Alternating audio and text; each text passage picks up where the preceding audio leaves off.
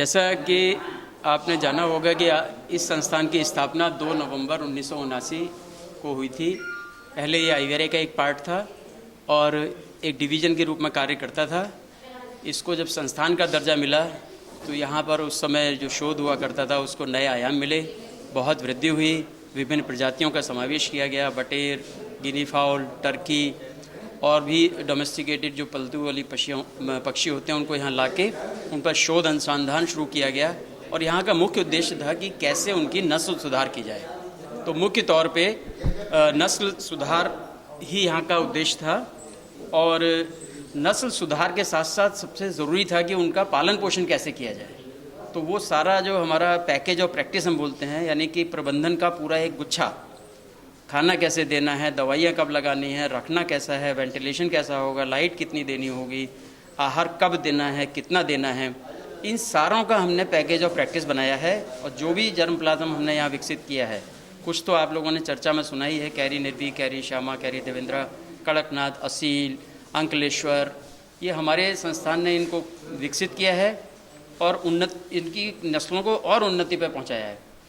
इनकी बहुत ज़्यादा डिमांड है हमारे क्षेत्र में, न सिर्फ बरेली के आसपास उत्तर प्रदेश में, बल्कि विभिन्न प्रदेशों से भी हमारे पास इसकी मांग आती रहती है और हम इसको पूरा करने की कोशिश करते हैं। स्थापना दिवस मनाने का पहला वीडियो के थ्रू हमने पहली बार ऐसा किया है। कोरोना महाकाल में, कोरोना के काल में ये आवश्यक भी हो गया था कि हम लोग गैदरिंग को अवॉइड करें। तो उस क्रम में माननीय महानिदेशक को हमने आमंत्रित किया था, वो व्यस्तता के कारण इसमें शामिल नहीं हो पाए। उप महानिदेशक डॉक्टर BN त्रिपाठी वो इस कार्यक्रम में शामिल हुए, इस कार्यक्रम के मुख्य अतिथि थे। उन्होंने बताया है कि मुर्गी पालन में CARI का बहुत महती रोल रहा है, बहुत अधिक रोल रहा है। और निरंतर, चूँकि वो हमारे उप महानिदेशक हैं, उनकी जानकारी में भी है, तो उन्होंने ये कहा है कि हम और उन्नति करें। यहाँ के वैज्ञानिकों को उन्होंने बहुत प्रोत्साहित किया है।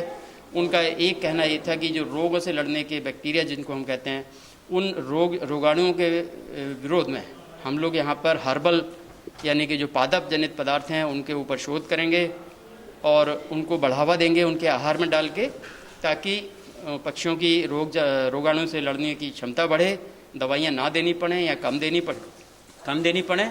और इस तरीके की रिसर्च को उन्होंने बढ़ावा देने को कहा है। दूसरा एक बात उन्होंने और कहा है कि किस तरीके से हमारी शोध या हमारे रिसर्च ऐसे हो कि हमारे जो पदार्थ हैं वो विदेशों में भी उसकी मांग बढ़े और वो एक्सेप्ट की जा सके।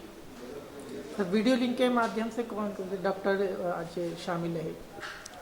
यहाँ पर लगभग 75 से ज़्यादा लोग पूरे देश से शामिल थे, जिसमें ICAR के जो इंस्टीट्यूट हैं, जो संस्थाएं हैं, उनके अनेकों डायरेक्टर थे।